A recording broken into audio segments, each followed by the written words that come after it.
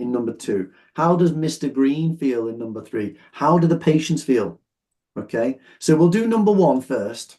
Okay, let me get my audio. And I'm going to play it through a player on the internet, which is amazing. Okay, so let me do it. And you tell me whether you can hear it. Okay, so we're going to go with Brian. Okay, this is Dr. Brian. All right, just tell me if you can hear this. Mr. Smith has had a number of Yes. Yeah, you can hear that. Okay, I'm going to turn it up and I'm going to make it a bit louder so everyone can hear it clearly. I want you to tell me, how does the GP feel? Okay, confused, concerned, optimistic, angry, satisfied, uncomfortable. You tell me. Okay. Okay. All right. So, yeah. Just wait a second, guys.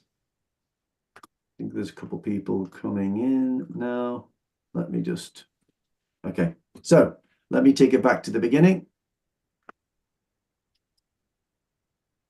That is the only problem with this. Okay. Here we go. Mr. Smith has had a number of symptoms over the past couple of weeks. His temperature has been erratic, and at times he has had chest pains. In addition, he has experienced shortness of breath occasionally, but not consistently. It's very difficult to pin it down. Okay, so we all heard it. Okay, so Moadisa, what do you think about that one? Mr. Green was confused. The GP. Okay, so confused. I don't know why I put that one first. Maybe it was a double bluff. Okay, so what we're going to do now is I am going to show you all of the others, okay, in this order. Let me just get this. And I'm going to put them all here. All right. So I'm going to play you them in order. Okay. And so we're not going to stop. I'm not going to allow you to do elimination. You have to do elimination based on your own listening skills. Okay. So GP, absolutely right. It was confused, wasn't it? It was confused. If we look at the transcript, well, actually, let's listen again. Mr. Smith has had a number of symptoms over the past couple of weeks. His temperature has been erratic, and at times he has had chest pains. In addition, he has experienced shortness of breath occasionally, but not consistently. It's very difficult to pin it down. So there was a bit of vocabulary, wasn't there, from this? Yes. List? Okay, Yes. first of all, erratic, and it's very difficult to pin it down. Pin it down, yeah. To pin something down, that means to say, I know exactly what it is. So obviously, these symptoms have been all over the place, erratic, and it's difficult to pin it down. Okay, so there it was confused. So why not concerned? All concerned. Well, did he say that he was concerned? Was there Did he say that he's confused? He didn't say even confused. Ah, okay. So erratic, it's difficult to pin it down. Is there anywhere here where it says I'm a bit worried, or I think we're going to have to take extra action? No. No, just difficult. Now, are GPs concerned about patients in general when they have symptoms? I guess so. But there's nothing in the language that makes you think that. Okay, pin it down here. It is used as a confusion. I mean, when you cannot pin something down, when something is difficult to pin down, it means we've got another phrase, you can't put your finger on it. And that means that you don't know something. You can't, because pin it down means difficult. So difficult means when something is difficult. No. Pin it down doesn't mean difficult. Pin it down means find the exact thing. So, sometimes you eat something, you go to a restaurant, you're eating it and you think, what's that flavor? What's that? There's a flavor there, and oh, what's that? I just don't know what it is. And it will be a herb or something, and you're thinking, what is it? What is it? And you can't pin it down. You can't put your finger on it. You can't find what it is. So you feel a bit confused. A bit puzzled like that, confused. Puzzled, yeah, puzzled. You can't find the answer. You don't know what it is. Okay. Okay. Thank All right. Thank Okay, so I'm going to play you 2, 3, 4, 5, and 6. Now, there will be a little gap in between them so you can have a little bit of time to think about it. And also, I'm going to change the voices. So, for instance, it's going to be Charlie now, not Brian, doing the next one. And I don't know why it was jumping there on addition.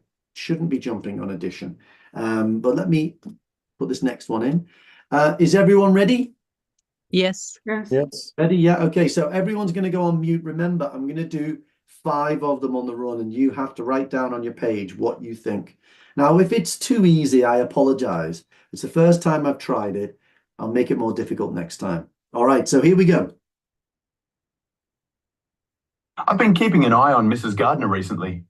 When she arrived, she was full of life and liked to keep herself busy by visiting other residents in the home. She was very enthusiastic about participating in social activities. However, I've noticed that she is keeping herself to herself more now, and some days she doesn't leave her room.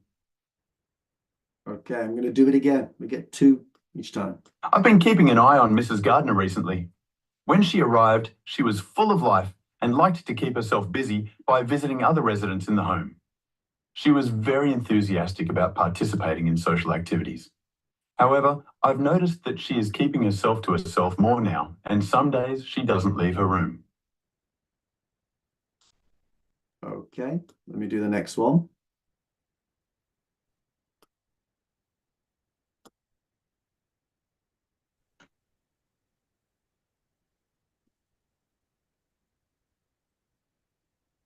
Here we go. I was speaking to Mr. Green yesterday about his upcoming hip replacement operation.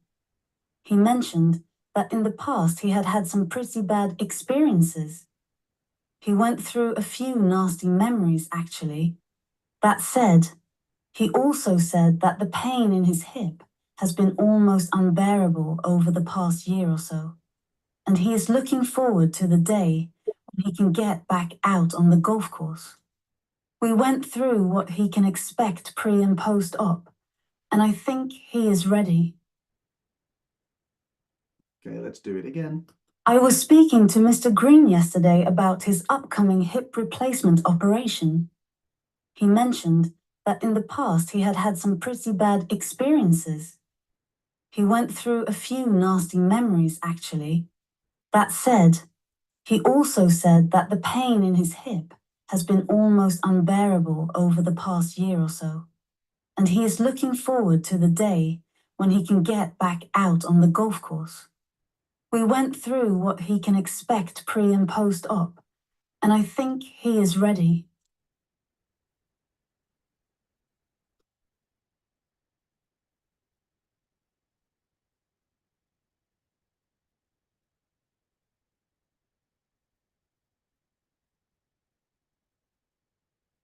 Okay.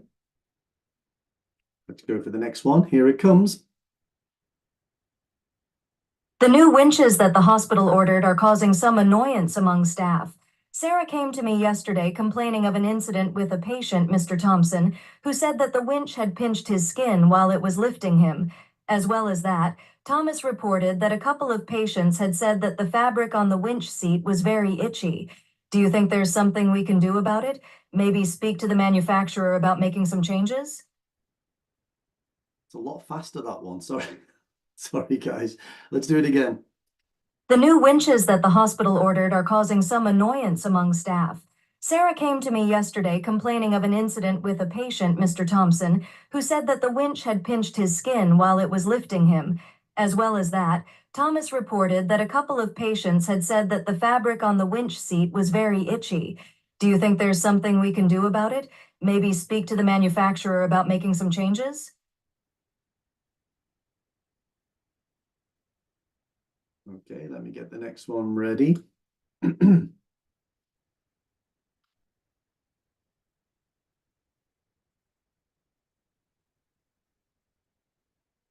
Okay.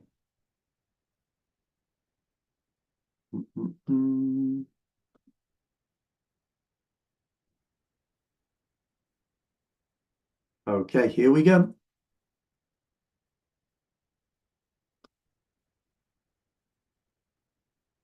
I spoke to Mrs. Hobbs earlier before she was discharged.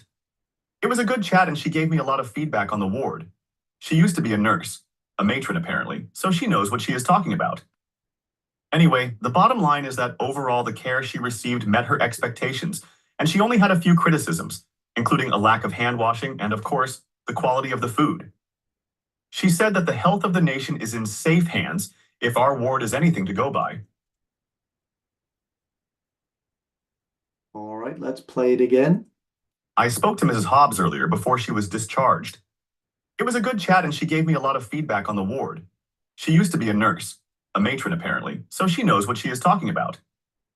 Anyway, the bottom line is that overall the care she received met her expectations, and she only had a few criticisms, including a lack of hand washing and, of course, the quality of the food. She said that the health of the nation is in safe hands if our ward is anything to go by.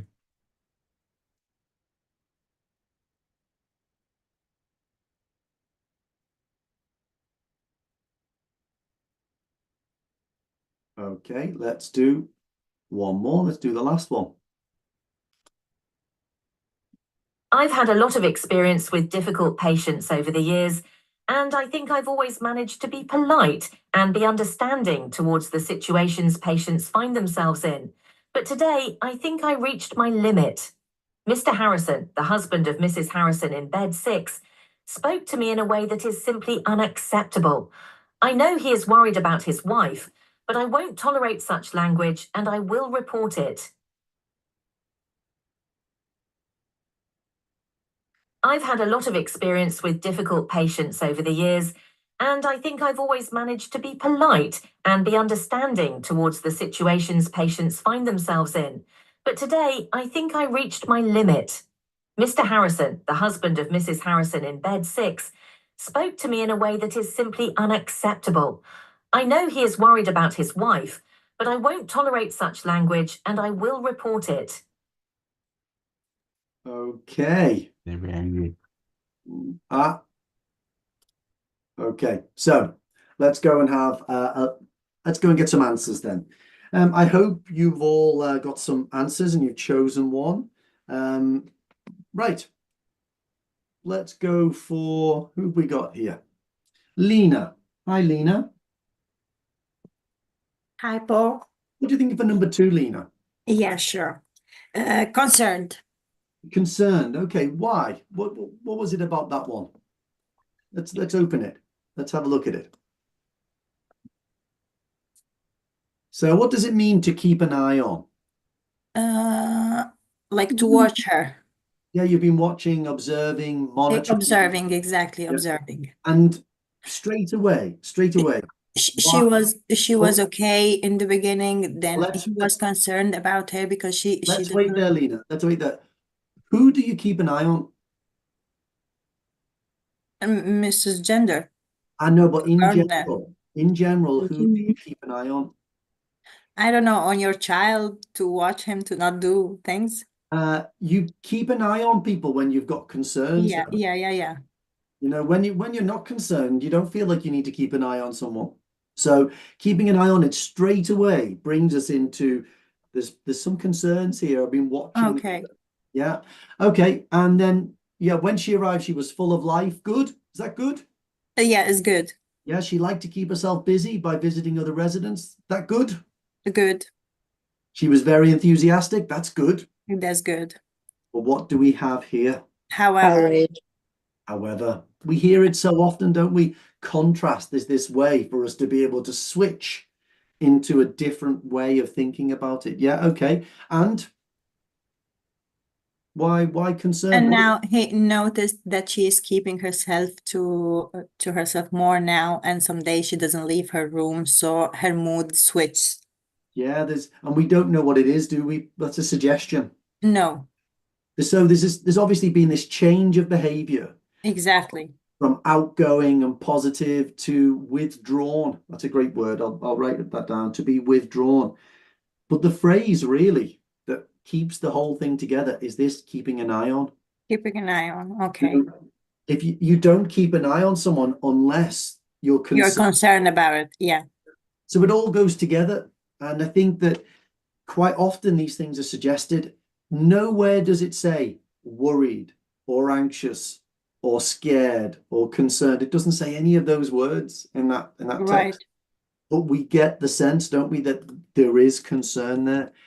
And it's a combination of knowing that they've been keeping an eye on someone, And however. and then however how this thing changes. Yeah, great work. Good work there, Lena. Did anyone else have a different one? No, I don't think that was a very controversial one, was it? Go on, Carmen, you give me Mr. Green. What do you think about Mr. Green?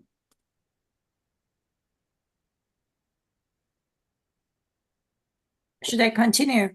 No, just Carmen. Carmen, okay. Are you, Carmen, you're on mute. Hello. Hi. What do you think about number 3? Optimistic. Optimistic. Why? I can't remember, to be honest, the audio, but I'm sure that he was optimistic. Okay, let's have a look at it. Okay. So, where's the optimistic bit? He said that he's also said that he is looking forward for the golf, to go to the golf course. Yeah, okay. So let's look again what happens. It doesn't say anywhere that he's optimistic or that he's hopeful or that he's positive. It doesn't use that language. No. But look what happens. Again, we're going to be using contrast. Okay. So I was speaking to Mr. Green yesterday about his operation. He mentioned that in the past he had had some pretty bad experiences. Is that positive or negative? Negative. Negative. He went through a few nasty memories, actually. Also Positive, negative. negative. Negative. Then we've got that said. That said is a phrase in English which is used to contrast. Yeah. I know I've just said that stuff about negative, but now I'm going to say some stuff which is positive. So what does he say? Has almost been unbearable for the past year. Okay, so the pain in his hip has been unbearable. What do you think about that pain? Is that negative or positive? Negative, of course. That's a negative, isn't it? Yes. He's giving us a kind of build-up to the operation. This is why he's having the operation, isn't it? Yes. The pain in his hip's been bad. So what do you think he's been unable to do because of his hip? To play golf. Yeah. And do you think that he thinks he will play golf after the operation? Yeah, that's why he said that he's looking forward. Yeah, he's looking forward to it. So when you look forward to something, it means you're looking The future. into a hypothetical future, Yeah. which has got things in that you like. So for instance, for me, I'm looking forward to going to this party tomorrow. I'm looking forward to it. I think you felt the same maybe after you broke your ankle, he said. So you're looking forward to play football again. So exactly, when you look forward to something, it means that you're imagining a future that you want to be in. That's what looking forward to something is. It's a really nice phrase. Okay, and you don't look forward to something if you think that the operation will be unsuccessful. You only look forward to something if you think the operation will be successful. And truly success.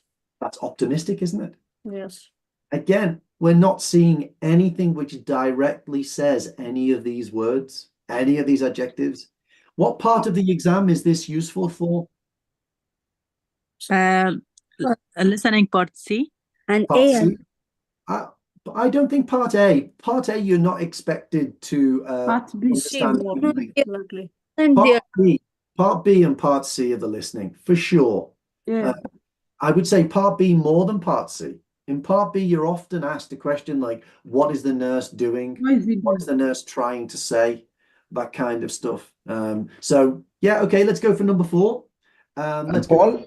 where we can use this that. Let's suppose if I want to use that said, in which circumstance situation that said, yeah. Okay, so Is it having said that? Having said that is exactly the same, yeah. So just imagine, Farid, you're speaking to a patient who's just had a terminal diagnosis. All right, very depressing news, isn't it? Okay, you've got a year to live. All right, or it could be someone that you've just said you're experiencing heart failure. All right, you've given them some bad news. you now need to turn it into a positive conversation, don't you? You need to say the rest of your life, or, you know, I know this is bad news, but we can do something to make things better if it's heart failure or something like that. So let's say if you've got heart failure, then you're going to have to change a lot of things about your lifestyle and your diet and stuff like that. That said, we don't want you to be unhappy. You know, being happy is the most important key to health, etc. So it's a way of switching from saying all of these things to now I'm going to tell you the opposite. And you can definitely use it when you're speaking to patients. And having said that is another one. It just means I've said all of this. Now I'm going to say something opposite, or I'm going to say something which might seem surprising. All right. Or Okay. can we say, sorry, what about if we say that aside? What you said, That aside. aside. No, if you say that aside, it's like you're saying it's not really important. Let's put that to one side and we'll talk about the important thing. You can sort of get away with it, but some situations it might not work, I would say. Well, let's move on. Erzat, number 4. What did you put down for number 4? No, I put uncomfortable. You put uncomfortable. Yeah. Okay. Uncomfortable. Let's have a look at the transcript then. What bits of it tie in with being uncomfortable? So I heard when in hospital they use hoist, the patients complaining about itching, something like this. Absolutely, yeah. So now I thought here this first sentence might take some people off the scent, because what does annoyance relate to? Angry. Angry, yeah. So a Annoying. little bit of a distractor at the It took beginning me there. off. Okay, everyone on mute apart from Erzat. Okay, so Sarah came to me yesterday complaining of an incident with a patient. He said the winch had pinched his skin. That's not very nice, is it? Yeah. Something pinch like that. When something pinches your skin, it's a very uncomfortable feeling. While it was lifting him, as well as that, nice linker, Thomas reported that a couple of patients said the fabric on the winch seat was very itchy. Itchy. I should have said hoist instead of winch, but they're the same thing, I guess. Yeah, so pinch the skin, itchy. These are things which are uncomfortable. Yeah. Good work. Well done, Erzat. Thank you. Okay, next one, number 5. Let's go for Gaida. Are you there, Gaida? Hello? Are you there? Gaida? No? Tasnim, are you there? Yes. Hi, Tasnim. What did you do for number 5? Angry. With my Okay, Gaida, I've chosen Tasnim now. Tasnim, yes. what did you choose for Mrs. Hobbs? Angry. Angry. Angry for Mrs. Hobbs. Yes. Can we listen again? Let's have a listen again to Mrs. Hobbs. Let me I'll just get the audio back on. And it was, who was it? It was Liam who was talking to us about Mrs. Hobbs. Okay, here we go. Let's listen one more time. Oh, keep doing that. Yeah, okay, here we go. Oh, I've exceeded my quota. You're allowed a certain number of free ones. Okay, I'll read it instead. Okay, I spoke to Mrs. Hobbs earlier before she was discharged. It was a good chat, and she gave me a lot of feedback on the ward. She used to be a nurse, a matron apparently, so she knows what she is talking about. Anyway, the bottom line is that overall, the care she received met her expectations, and she only had a few criticisms, including a lack of hand washing and, of course, the quality of the food. She said that the health of the nation is in safe hands if our ward is anything to go by. Satisfied? She's satisfied, isn't she? Yes. Yes. Okay, so if we look at the language, the care she received met her expectations. Have you ever heard that one before, Tasnim? Oh, yes, boy. Sorry, I just confused the answer. Yeah. So anger is the last one. I see. Okay, yeah. So when something meets your I know expectations, this one is satisfied. Yes. satisfied, yeah. So when something meets your expectations, you're satisfied. Yes. You only Of had course. a few criticisms. Okay. So when Yeah. you say she only had, it's different to she had a few. Okay. Yes. If you say where's that gone? Let me put that there. If you say she had a few criticisms, that's very different to she only had a few. Yes. Because if she only had a few, you're emphasizing that it's not many. Yes. Please read with an American accent. No, where's that? I can't do that. I'm not an actor. Okay. Now, what about this one, Tasnim? Have you ever seen this? She had few criticisms. What do you think about that? Do you think it's more positive or more negative? More negative. You think it's more negative? Yes. It's actually not. This one is the Yeah. same as this one. Really? Yeah, it's the same. Like the example I use is this. Okay, imagine there's two people. One of them is happily married, has been married for 50 years, and one of them has just got divorced. Okay, one of them says this.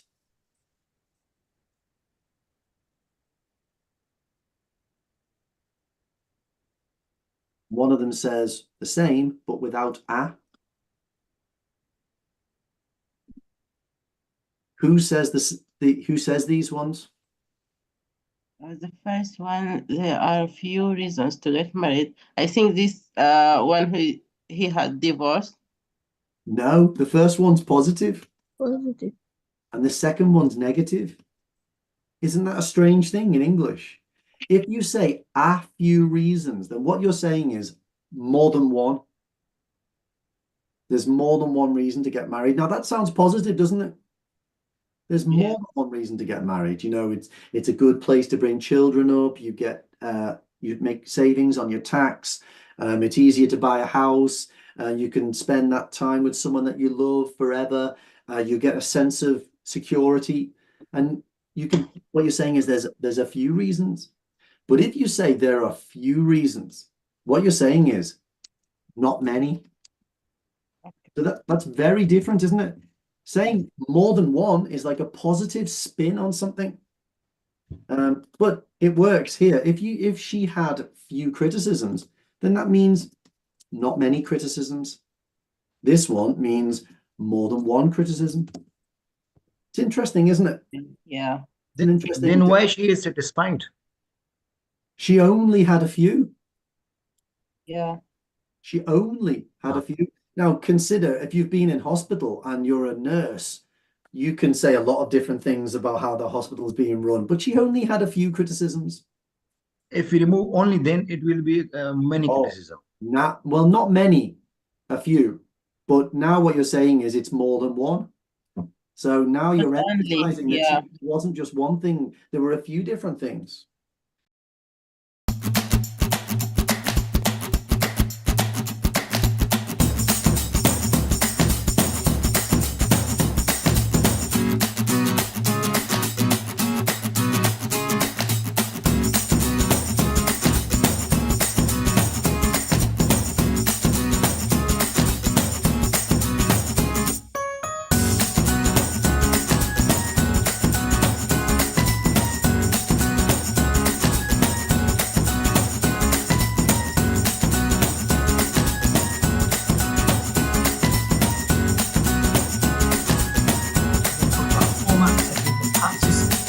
Usual formal structure for these types of classes.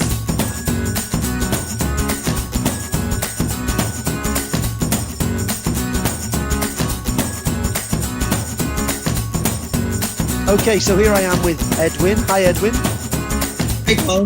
Hi, nice to see you. Okay, so Edwin, you are an OET hero, is that correct? That's correct. Okay, super. So where do you live?